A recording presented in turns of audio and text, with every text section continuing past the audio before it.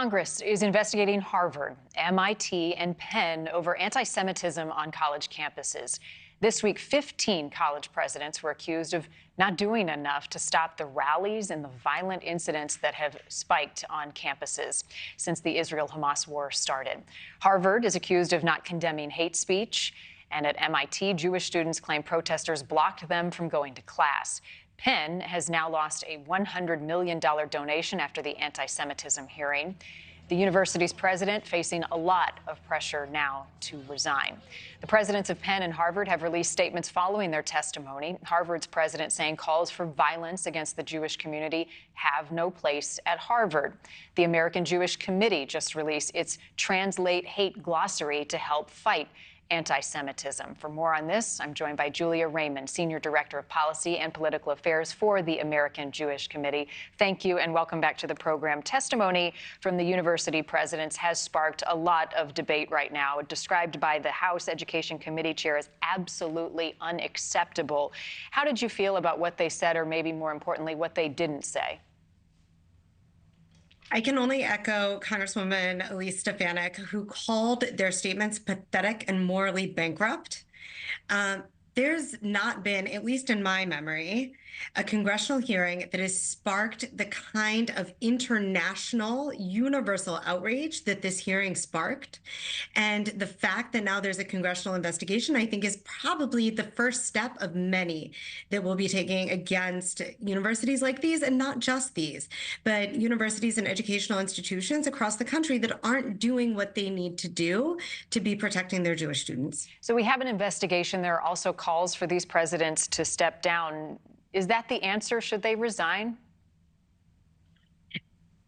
Their resignation may be the best thing for those schools, but that's not what's going to keep Jewish students safe. What needs to happen is that universities need to look at their codes of conduct.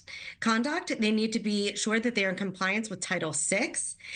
They need to be using the resources that the Department of Education is begging them to use.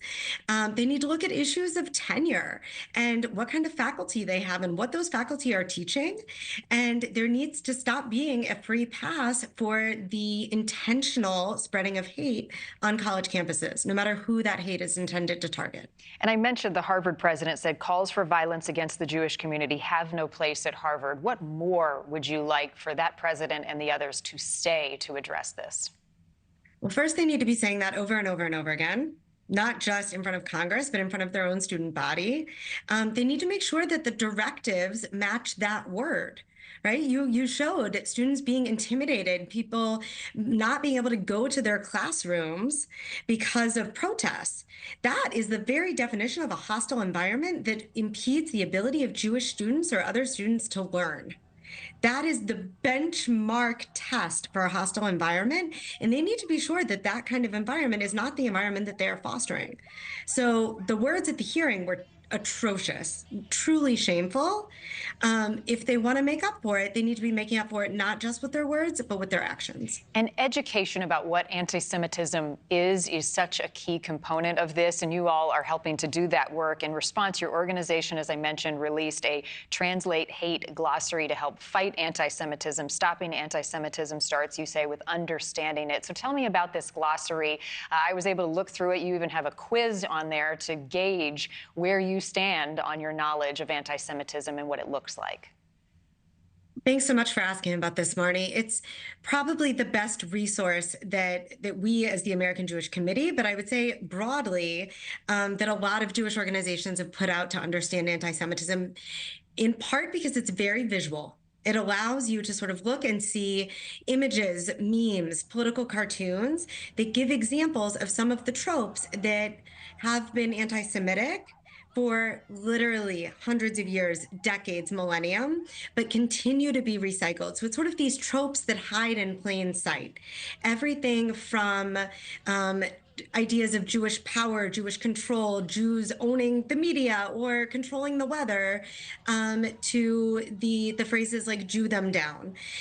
This is our newest iteration of the Translate Hate Visual Glossary, but it's not the first. We started this in 2019 with just over 25 terms, and now just a few years later, we have nearly 60 terms that explain what the terms are, what the tropes are, allow people to visually identify them and say, oh, now I understand what that means, but also providing a lot of nuance, because anti-Semitism isn't always black or white. There's a lot of gray.